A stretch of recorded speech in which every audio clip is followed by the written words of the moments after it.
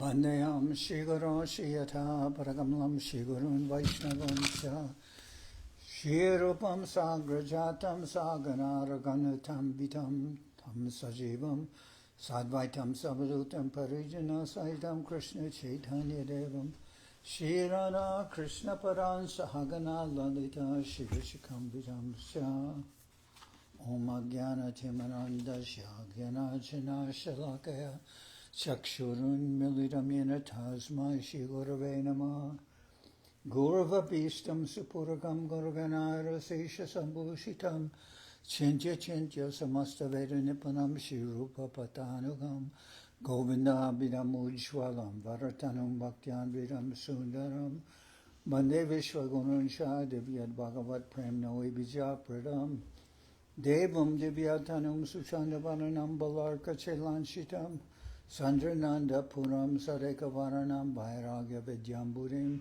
Sri Siddhanta Nidhim Subhakti Lasitam Saraswatanam Baram Bandetam Shivaram Marega Sharanam Nyashishwara Shridaram Vanshakopatarobyascha Kripa Sindhubhyevacha Patitanam Pavanebhyo Vaishnavebhyo Namo Namah Namo Mahavaranyaya Krishna Prema Pradayate Krishnaya Krishna Chaitanya Namane Varata Vishay Namaha Jai Om Vishnu Paramahamsa Srila Bhakti Pavan Janardan Maharaj ki Jai.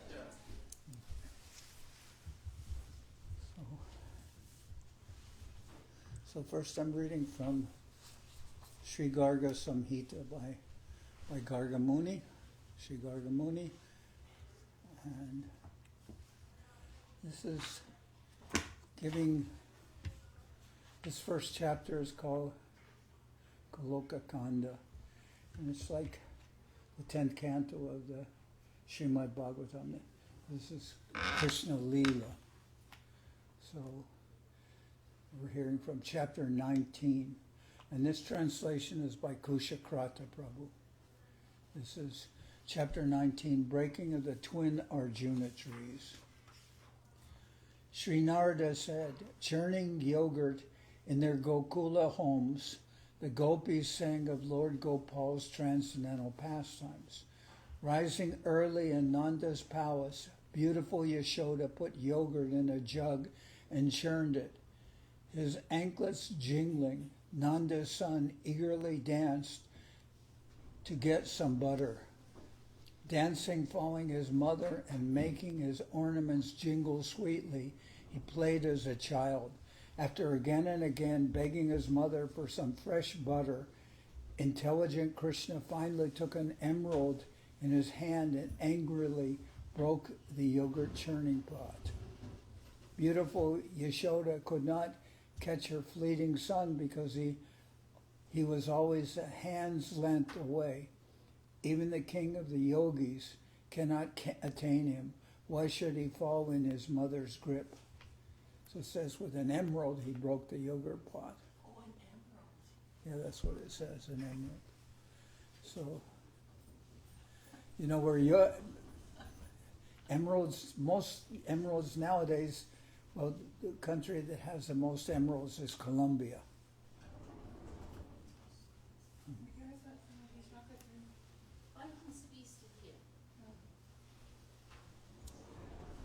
O King of Kings. Dhanyavad. How are you, Vishaka?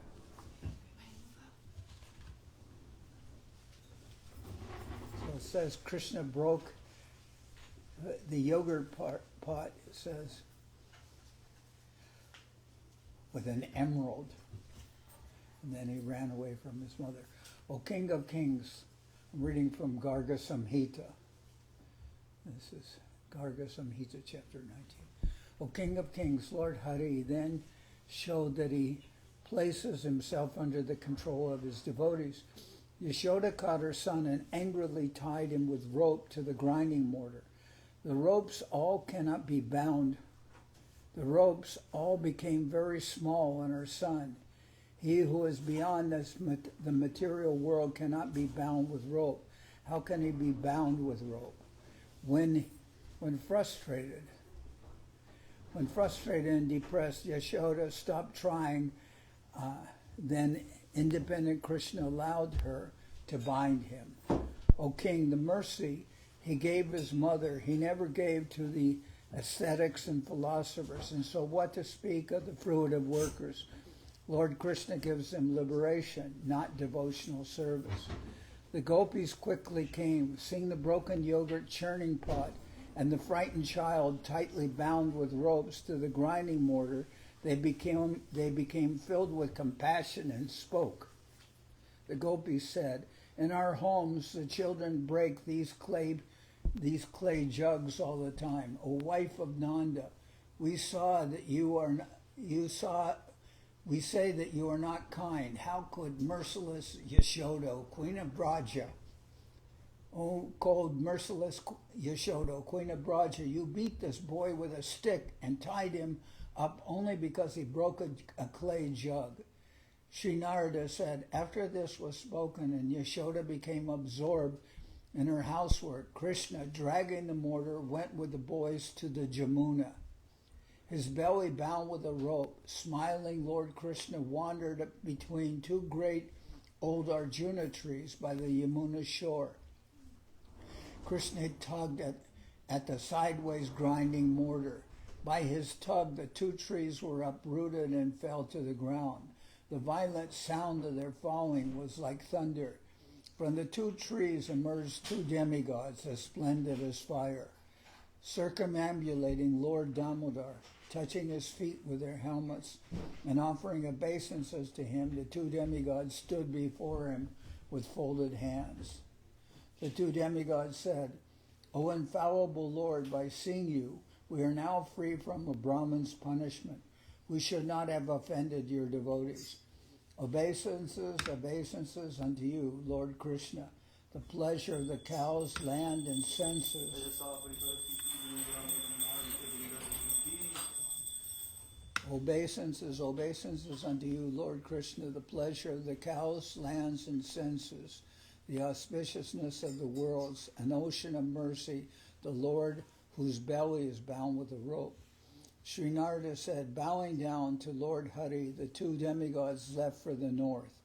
Then, headed by Nanda Maharaj, the frightened cowherd people arrived. When they were asked, "How did these two trees fall down without any wind? O children of Braja, please tell us." The children of Braja spoke. The children said, "Krishna made the two trees fall. From the trees two effulgent men came. They bowed down to Krishna and then went to the north." Sri Narada said, the Gopas did not believe what they heard from the boys.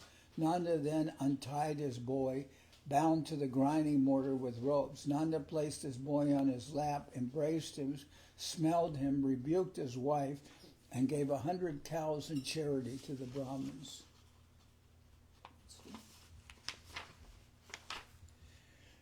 Sri Bahulashva said, Who were those two effulgent men? O best of the demigod sages, please tell me, because of what sin did they become two Arjuna trees? Sri Narada said, they were the two demigods, Nalakuvara and Manigriva, the two demigods' sons to the great king Kuvera. One day they both went to the Nandan forest by the shore of the celestial Ganges. Drunk on Varuni wine and proud of their possessions, they walked naked as many apsaras sang to them. One day the great sage named Devala, who had gone to the farther shore of the Vedas, saw the two degenerate, naked, forgetful men and spoke to them.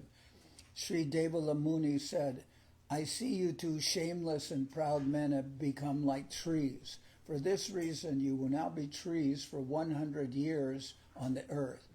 At the end of Dwarpara Yuga in Bharat Varsha, in Mathura district, in the circle of Braja, on the Yamuna shore, near Mahavan forest, you will see the original Supreme Personality of Godhead Krishna, who is the master of Goloka, and who is known as Damodar and Hari. When you see him, you will regain your original forms. Sri Narada said, in this way, by Devala Muni's curse, Nalakuvara and Manigriva became trees and were liberated by Lord Krishna. So as I said, these stories we've read the stories in different form in the 10th canto of the Srimad Bhagavatam, and especially Srila Prabhupada. He wrote the whole Srimad Bhagavatam, but he only got as far as the 13th chapter. He finished the 13th chapter, about Lord Brahma's illusion when he thought Krishna was an ordinary person, and then he put the cowherd boys and calves in a state of yoga nidra and put them in a cave sealed with a rock. So anyway, Prabhupada wrote translated 9 cantos of Srimad Bhagavatam, and up to the 13th chapter of the 10th canto of Srimad Bhagavatam. But he also had summarized the whole 10th canto of the Srimad Bhagavatam in the Krishna book. So we've heard these stories.